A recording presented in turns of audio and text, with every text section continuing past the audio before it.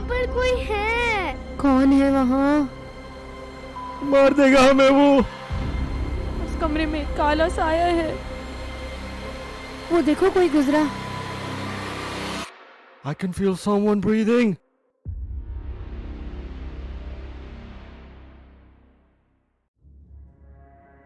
السلام علیکم and welcome to the channel. آپ نے ہمیشہ سنا ہوگا کہ برے اعمال کا برا ہی نتیجہ ہوتا ہے. دنیا مکافات عمل کا نام ہے. آج جو بوگے کل وہی کاٹو گے. اس طرح کی باتیں ہم اکثر اپنے ارد گرد لوگوں سے سنتے ہیں. کبھی ہم ان باتوں پہ سر جھکا لیتے ہیں تو کبھی ایک کان سے سن کر دوسرے کان سے نکال دیتے ہیں، اور کبھی یہ سوچنے لگتے ہیں کہ جو طاقتور ہوتا ہے، جس کے پاس پیسہ یا اسٹیٹس ہوتا ہے، کوئی اس کا کچھ بھی نہیں بگاڑ سکتا. بہت سارے لوگ ایسے ہوتے ہیں جو دوسروں کو خوش نہیں دیکھ سکتے. دوسروں کو خوش پاش دیکھ کر ان کے اندر حسد کا جذبہ بیدار ہونے لگتا ہے، اور وہ ہر ممکن کوشش کر کے ان کے چہرے سے مسکراہٹ اور ان کی خوشیاں چھیننا چاہتے ہیں. کچھ ایسے ہوتے ہیں جو اپنے لیے خوشیاں خریدنے کے لیے کالے جادو کا سہارا لیتے ہیں اور اپنے ایمان کو بیچ دیتے ہیں. ایک ایسا ہی واقعہ میں آپ کے سامنے آج پیش کرنے والا ہوں. یہ واقعہ ہمارے ساتھ ہمارے ایک دوست نے بفر زون کراچی سے بھیجا ہے، اور انہوں نے اپنی پرائیویسی کے خیال سے اپنا نام تبدیل کر دیا ہے. آج کی کہانی بہت ہی زیادہ خوفناک ثابت ہونے والی ہے. میں پہلے ہی آپ لوگوں سے یہ درخواست کر دوں کہ اگر آپ کمزور دل کے مالک ہو تو آپ کو یہ ویڈیو یہیں پہ چھوڑ دینی چاہیے. پر چینل پہ نئے ہو تو اسے سبسکرائب کر دو اور بیل آئیکن کو دبا کے نوٹیفیکیشنز کو بھی آن کر دو. تو شروع کرتے ہیں آج کی کہانی.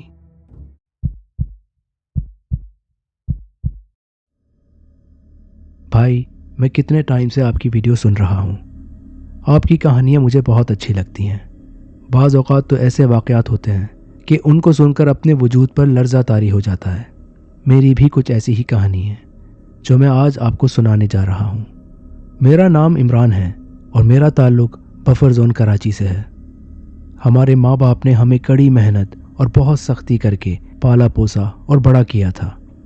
ہم 2 بھائی اور ایک بہن ہیں. ہم تینوں ہی پڑھائی کے معاملے میں بہت اچھے تھے. محنت اور قابلیت کے بنا پر میں نے ہمیشہ نمایاں پوزیشن حاصل کی اور اسکالرشپ لیتا رہا. یونیورسٹی کی تعلیم بھی میں نے اسکالرشپ پہ ہی حاصل کی تھی. اس کے ساتھ ہی مجھے ایک بہت اچھی ملٹی نیشنل کمپنی میں جاب مل گئی تھی.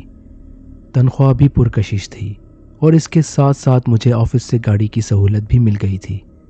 مجھے اپنی خوش قسمتی پہ یقین نہیں آ رہا تھا، اور گھر والے بھی خدا کا شکر ادا کرتے ہوئے نہیں تھک رہے تھے. میری کامیابی دیکھ کر میرے چھوٹے بہن بھائی بھی پہلے سے زیادہ اپنی پڑھائی میں مصروف ہو گئے تھے. انہی دنوں گھر میں بھی خوشحالی آتی جا رہی تھی.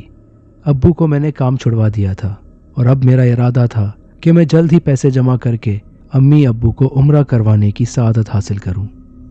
انہی دنوں گھر میں عجیب و غریب واقعات ہونے لگے. ان واقعات کا سلسلہ اس دن شروع ہوا جب میں اس دن آفس جانے کے لیے تیار ہو رہا تھا. میری چھوٹی بہن نے میرے لیے اس دن وائٹ کلر کی شرٹ پریس کی تھی. ناشتہ کرنے کے بعد جب میں کمرے میں واپس گیا تو شرٹ پر خون کے دھبے تھے. مجھے آفس سے دیر ہو رہی تھی. شرٹ کی یہ حالت دیکھ کر میں غصے سے جھنجلا گیا.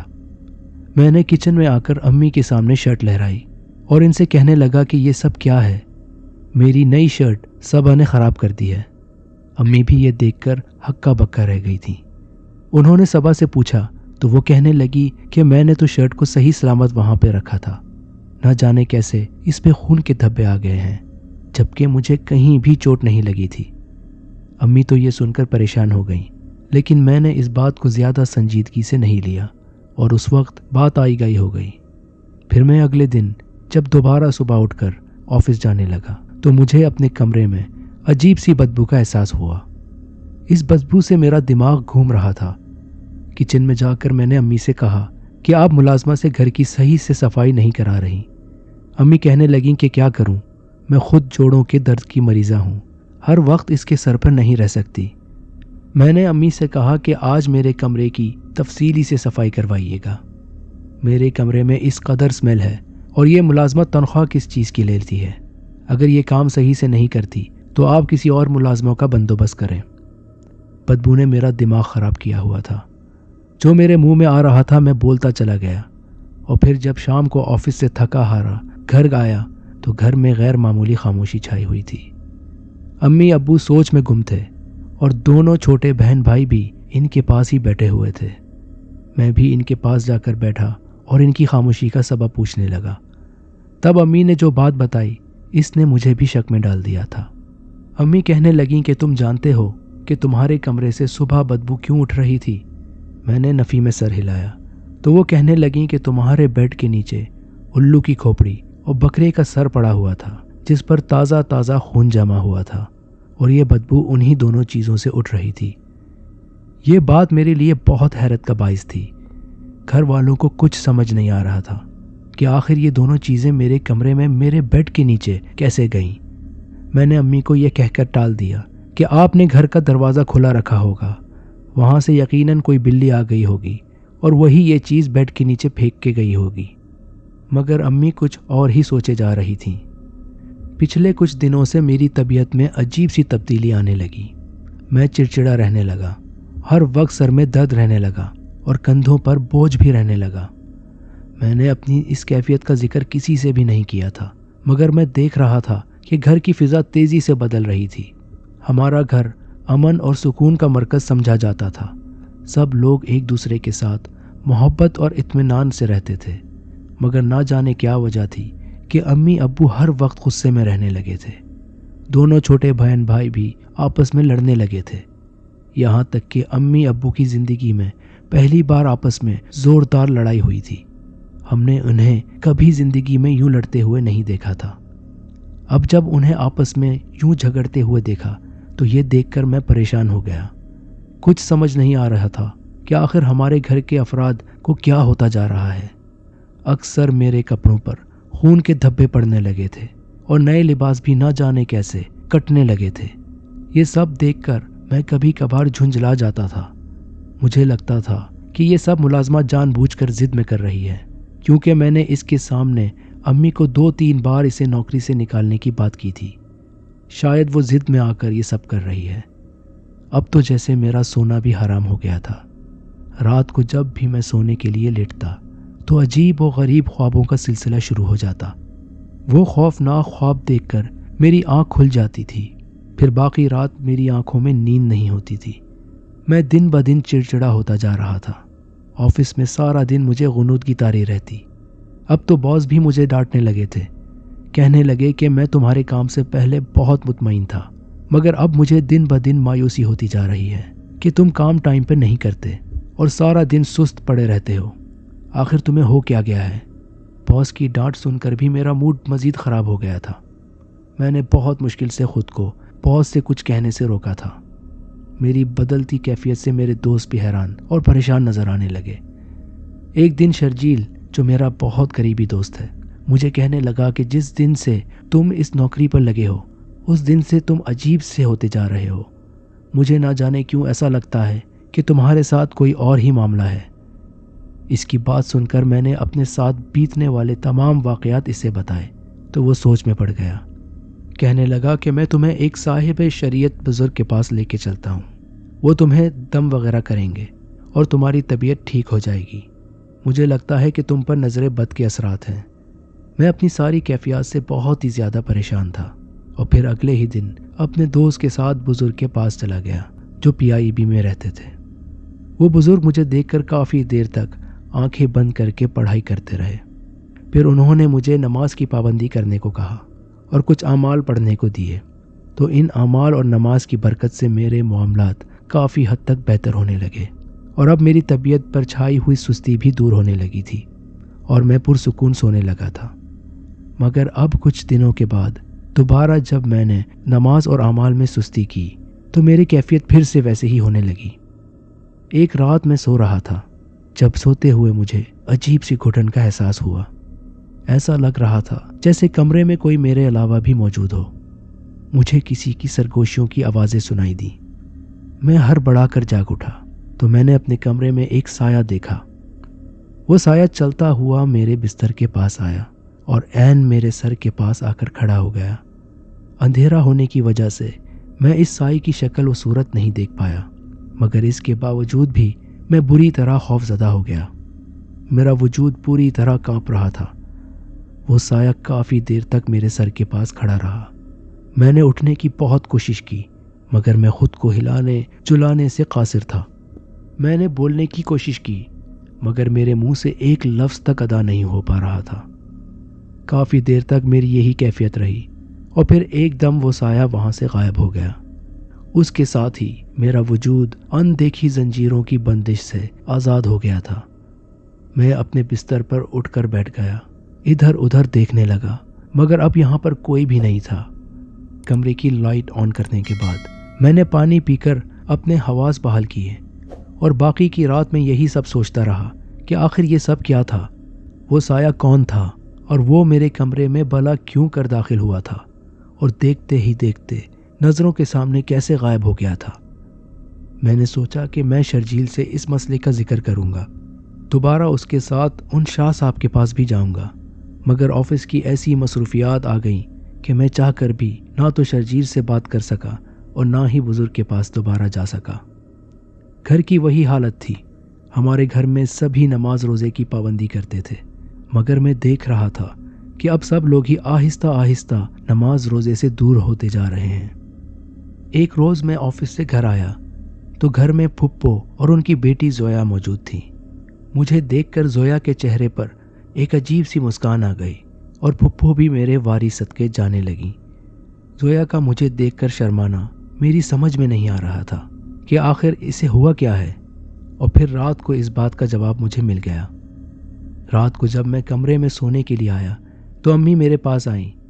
ادھر ادھر کی باتوں کے بعد وہ مجھے کہنے لگیں کہ تمہاری پھپھو چاہتی ہیں کہ تمہاری زویا کے ساتھ شادی ہو جائے۔ انہوں نے تمہارے ابو سے اپنی اس خواہش کا اظہار کیا ہے تو تمہارے ابو نے مجھے تمہاری رضامندی معلوم کرنے کو کہا ہے۔ امی کی بات سن کر کچھ پل تو میں بول ہی نہیں سکا، پھر ان سے کہنے لگا کہ زویا میرے لیے بہنوں جیسی ہے، میں اس کے بارے میں ایسا کبھی سوچ بھی نہیں سکتا۔ سچ یہ تھا کہ زویا ایک بدتمیز اور خود سر لڑکی تھی۔ اس نے بہت کم تعلیم حاصل کی تھی، زیادہ تر وقت وہ خاندانی سازشوں میں گزارتی تھی۔ دراصل پھپھو کے اپنی دیورانیوں اور جیٹھانیوں کے ساتھ بالکل بھی نہیں بنتی تھی، بلکہ انہیں اپنے سسرال میں کوئی فرد بھی اچھا نہیں لگتا تھا، نہ ہی انہیں کوئی پسند کرتا تھا، اور زویا بھی پھپھو کے دیکھا دیکھی ان سب سازشوں میں ماہر ہو گئی تھی۔ اس کی زبان کینچی کی طرح چلتی تھی اور میں ایسی لڑکی کے ساتھ زندگی گزارنے کے بارے میں سوچ بھی نہیں سکتا تھا۔ مجھے پڑھی لکھی اور سلجھی ہوئی لڑکی درکار تھی جو میری زندگی کو جنت بنا سکے۔ امی سے اپنے خیالات کا اظہار کیا تو وہ مطمئن ہو کر مسکرا دیں، کہنے لگیں کہ میں خود بھی زویا کو بہو بنانے سے گھبرا رہی ہوں، مگر مجھے اس بات کا خدشہ تھا کہ کہیں ایسا نہ ہو کہ تم بھی اسے پسند کرتے ہو۔ تب امی کی بات سن کر میں مسکرا دیا۔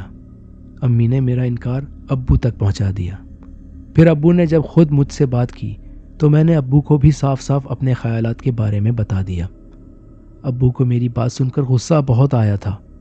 ان کے دل میں بہن کی فطری محبت جاگ اٹھی تھی، مگر پھر انہوں نے کسی طرح سے پھپھو کو اس بات کے لیے منا ہی لیا تھا۔ 2 دن کے بعد ہی پھپھو واپس حیدرآباد چلی گئیں اور میں نے خدا کا شکر ادا کیا کہ یہ چیپٹر کلوز ہو گیا ہے۔ مگر 2 اور ہفتے کے بعد پھر سے پھپھو حیدرآباد سے واپس آ گئیں۔ پھر سے زویا کا مجھے دیکھ کر شرمانا، اپنی طرف مائل کرنے کی کوشش کرنا، مجھے یہ سب بہت ہی زیادہ گھبراہٹ میں مبتلا کر رہا تھا۔ پھپھو تک میرے انکار کی وجہ پہنچ گئی تھی، تو پھر اس سب کی کیا وجہ ہے؟ ایک روز انہوں نے امی سے اصرار کر کے کھانا بنانے کی ذمہ داری خود لے لی تھی۔ امی کو اس بات پر بھلا کیا اعتراض ہو سکتا تھا؟ وہ خوشی خوشی پھپھو کو اپنے ساتھ کچن لے کر گئیں، مگر اب میں دیکھ رہا تھا کہ امی سخت گھبرائی ہوئی تھی۔ نہ جانے کیا وجہ تھی جو انہیں پریشان کر رہی تھی، اور وہ اپنی پریشانی کی وجہ کسی کو بتا بھی نہیں پا رہی تھی۔ میں ان دنوں اپنے آفس کے کام میں مصروف تھا، اس وجہ سے امی سے زیادہ بات کرنے کا مجھے موقع ہی نہیں ملا۔ پر اس دن میں اپنے کمرے میں لیپ ٹاپ پر کام کر رہا تھا جب مجھے باہر سے ایک عجیب سی آواز سنائی دی۔ ان دنوں چوری چکاریوں کی وارداتیں بہت ہو رہی تھیں۔ اسی خدشے کے پیش نظر میں کھڑکی کے پاس آ کر کھڑا ہوا۔ میں نے اپنے کمرے کی لائٹ آف کی ہوئی تھی، تبھی کوئی مجھے باہر سے نہیں دیکھ سکتا تھا، مگر میں باہر کا سارا منظر دیکھ سکتا تھا۔ مگر جو میں نے دیکھا اسے دیکھ کر میں حیران اور پریشان رہ گیا۔ سامنے پھپھو موجود تھیں۔ وہ ادھر ادھر محتاط نظروں سے دیکھتے ہوئے کیاری میں لگے پودوں کے پاس گئیں۔ پہلے کافی دیر تک زمین پر آلٹی پالٹی مار کر کچھ پڑتی رہیں اور پھر انہوں نے زمین کو کھودنا شروع کر دی اور تھوڑی دیر بعد وہاں سے چلی گئیں۔ مجھے کچھ سمجھ نہیں آیا، آخر پھپھو یہ سب کیا کر رہی تھیں؟ میں اپنے کمرے سے نکلا اور جب میں پودوں کے پاس پہنچا تو وہاں پر تازہ تازہ مٹی کھودی نظر آ رہی تھی۔ میں نے اس مٹی کو ہٹانا شروع کیا تو نیچے سے تعویذات اور پتلے برآمد ہوئے اور ان میں میرا اور باقی گھر والوں کے نام لکھے ہوئے تھے۔ میں کتنی دیر تک حیرت سے سن کھڑا رہا، ان کو دیکھتا رہا۔ میں نے وہ تمام چیزیں وہاں سے نکالی اور اپنے کمرے میں آ کر الماری میں چھپا دی۔ اتنا مجھے معلوم ہو گیا تھا کہ وہ کچھ غلط کر رہی تھیں۔ یقیناً یہ چیزیں کالے جادو میں استعمال ہوتی ہیں۔ ہمارے گھر میں مصیبتیں، پریشانیاں اور ہر دوسرا فرد بیمار نظر آتا تھا۔ یقیناً وہ سب جادو ہی کے اثرات تھے۔ اگلے دن میں آفس جانے کے بجائے سیدھا شاہ صاحب کے پاس آیا۔ میں نے شاہ صاحب سے اس کا حل پوچھا تو وہ کہنے لگے کہ جادو کی نحوست تم لوگوں کے گھر میں داخل ہو چکی ہے۔ تم لوگ اپنے گھر کی صفائی ستھرائی کا اہتمام کرو، نماز اور تلاوت قرآن پاک معمول بناؤ، اور اس کے ساتھ ساتھ انہوں نے مجھے کچھ اعمال پڑھنے کے لیے بتائے۔ میں نے ان کی تمام ہدایات کو غور سے سنا اور پھر گھر آنے کے بعد میں نے ساری باتیں امی کو بتائیں تو وہ ایک گہری سانس لے کر کہنے لگیں کہ جس دن تمہارے پھپھو نے کھانا بنانے کی خواہش کا اظہار کیا تھا، پہلے تو میں یہ سن کر ٹھٹک کر رہ گئی تھی، کیونکہ وہ بہت ہی زیادہ سست عورت ہیں۔ وہ تو ہل کر پانی بھی نہیں پیتی تھیں۔ تبھی اس کی یہ بات سن کر میں چونک گئی اور پھر میں نے اسے کھانے میں کچھ ملاتے ہوئے دیکھا تو میں بری طرح سے گھبرا گئی تھی۔ یہ بات ایسی تھی کہ میں تمہارے ابو کو اس بارے میں بتا بھی نہیں سکتی تھی، وہ الٹا مجھے ہی غلط قرار دیتے۔ تو میں کہاں جاتی؟ تم تو جانتے ہو کہ وہ اپنی بہن سے کس قدر محبت کرتے ہیں، اسی کے کانوں سے سنتے ہیں، اسی کی آنکھوں سے دیکھتے ہیں۔ یہ بھی خدا کا شکر ہے کہ ہمیں بر وقت ان کی حقیقت معلوم ہو گئی، ورنہ نہ جانے کتنا بڑا نقصان ہو جاتا۔ امی نے شاہ صاحب کے کہنے کے مطابق گھر کی تمام تفصیلی صفائی کروائی تو گھر کے کونوں سے تعویذات اور عجیب و غریب اشیاء ملی، جو کہ تمام کی تمام ہم لوگوں نے شاہ صاحب کے کہنے پر پانی میں پھینک دی تھی، مگر ہم ابو کو اس بارے میں آگاہ نہیں کر سکے۔ جو بھی تھا وہ ان کی بہن تھی اور ہم انہیں اپنی بہن سے متنفر نہیں کرنا چاہتے تھے۔ ہم سب لوگوں نے نماز روزے کی پابندی کرنا شروع کر دی تو ہماری طبیعت میں بدلاؤ آنا شروع ہو گیا اور گھر کے حالات بھی بہتر ہونے لگے۔ تھوڑے عرصے بعد امی نے دور کے عزیزوں میں میرا رشتہ طے کر دیا۔ وہ لڑکی بہت اچھی اور دیندار تھی۔ جب سے اس کا میرے ساتھ رشتہ طے ہوا، وہ لڑکی بہت ہی زیادہ بیمار رہنے لگی۔ اسے عجیب و غریب خواب نظر آتے اور اب تو اسے سائے بھی چلتے پھرتے نظر آنے لگے۔ آدھی رات کو وہ چیخیں مار کر بیٹھ جاتی تھی، رونے لگتی تھی، شور مچانے لگتی تھی۔ اپنے جاننے والوں میں وہ پاگل مشہور ہونے لگی تھی۔ ہم سب پہلے ان باتوں سے بے خبر تھے، مگر جس دن امی کو یہ باتیں معلوم ہوئیں تو انہوں نے مجھے اس سب سے آگاہ کیا۔ میں سمجھ گیا تھا کہ یقیناً یہ پھپھو کی کارستانی ہے۔ ان کا جب مجھ پر بس نہیں چلا تو انہوں نے میری منگیتر پر جادو کرنا شروع کر دیا۔ میں نے جب یہ سارا مسئلہ شاہ صاحب کے سامنے رکھا تو وہ کہنے لگے کہ اپنی پھپھو سے دو ٹوک انداز میں بات کرو، اگر وہ نہیں سمجھتی تو پھر جادو کے پلٹنے کا عمل کرو، مگر یاد رکھو کہ جادو پلٹنا تمہاری پھپھو کے لیے بہت سخت ثابت ہو سکتا ہے۔ میں پھپھو کو کوئی نقصان نہیں پہنچانا چاہتا تھا۔ جب میں نے پھپھو سے دو ٹوک انداز سے بات کی تو وہ صاف مکر گئیں، روتے ہوئے کہنے لگیں کہ تم مجھ پر الزام لگا رہے ہو، مجھے بھلا ایسا کرنے کی کیا ضرورت ہے۔ پر کچھ عرصے کے لیے ہماری زندگی میں سکون آ گیا۔ پھر میری اپنی منگیتر کے ساتھ شادی ہو گئی۔ کچھ دن تک میری بیوی کی کیفیت ٹھیک رہی، مگر وہ پھر سے بیمار رہنے لگی اور ایک رات اس قدر درد سے چلا رہی تھی کہ میرے لیے اس کی تکلیف برداشت کرنا بہت مشکل ہو گیا۔ میں اگلے ہی دن شاہ صاحب کے پاس گیا اور ان سے جب میں نے جادو کے پلٹنے کا عمل لیا تو وہ کہنے لگے کہ یہ تمہاری پھپھو کے لیے سخت ثابت ہو سکتا ہے، مگر اس وقت میں سخت غصے میں تھا۔ پھپھو میرے سمجھانے کے باوجود بھی باز نہیں آ رہی تھیں۔ آخر انہیں میری بیوی سے کیا مسئلہ تھا اور وہ اس معصوم کو کس بات کی تکلیف پہنچا رہی تھیں؟ میں نے بنا سوچے سمجھے وہ عمل کرنا شروع کر دیا۔ ابھی مجھے عمل کرتے ہوئے تیسرا ہی دن تھا جب ایک دن مجھے معلوم ہوا کہ کچن میں آگ لگنے کی وجہ سے پھپھو جل گئی ہیں۔ وہ ہسپتال میں تھیں، زندگی اور موت کے درمیان جنگ لڑ رہی تھیں۔ وہ بہت ہی زیادہ بری طرح سے جل گئی تھیں۔ ان کے زخموں سے پیپ بہنے لگی تھی اور اس قدر بدبو اٹھنے لگی تھی کہ ان کے پاس جانا بھی ممکن نہیں تھا۔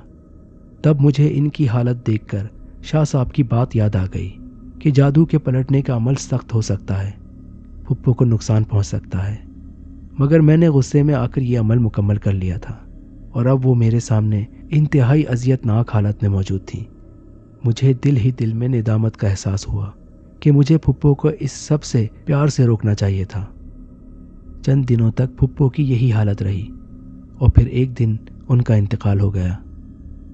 ان کے جانے کے بعد زویا کی شادی اپنے تایا کے گھر میں ہی ہو گئی تھی، مگر میں نے سنا تھا کہ اس نے اپنے گھر کو جہنم بنا رکھا ہے۔ وہ بھی اپنے ماں کے نقش قدم پہ چلتی ہوئی ٹونے ٹوٹکے کا استعمال کر رہی تھی۔ اپنی ماں کی عبرتناک موت کا بھی اس نے کوئی سبق حاصل نہیں کیا تھا۔ اب ہم لوگوں نے جادو ٹونے اور بلاؤں سے حفاظت کے لیے مسنون اعمال اور دعاؤں کا استعمال کرنا شروع کر دیا تھا، جس کی وجہ سے ہمارے گھر کے حالات بھی بہت اچھے تھے اور ہمیں ان مسائل سے چھٹکارا حاصل ہو گیا تھا۔ سچ کہتے ہیں کہ مسنون اعمال آپ کی حفاظت کا ذریعہ ہیں جو انسان کو بہت سی بری چیزوں سے محفوظ رکھ سکتے ہیں۔ خدا ہم سب کو ہدایت دے اور اپنے حفظ و امان میں رکھے۔ تو یہ تھی آج کی کہانی۔ آج کی کہانی پسند آئی ہے تو اسے لائک اور شیئر کر دینا اور دوستوں کو بھی بتا دینا۔ چینل پہ نئے ہو تو اسے سبسکرائب ضرور کرنا اور بیل آئیکن کو دبا کے نوٹیفیکیشنز کو آن کر دینا۔ اگر آپ کے پاس بھی کوئی خوفناک واقعہ یا کوئی عبرتناک واقعہ ہے جو آپ شیئر کرنا چاہتے ہو تو مجھے ای میل پہ یا میری انسٹاگرام آئی ڈی پہ بھیج سکتے ہو۔ اب ملتا ہوں اگلی خوفناک ہارر سٹوری میں، پھر ملتے ہیں۔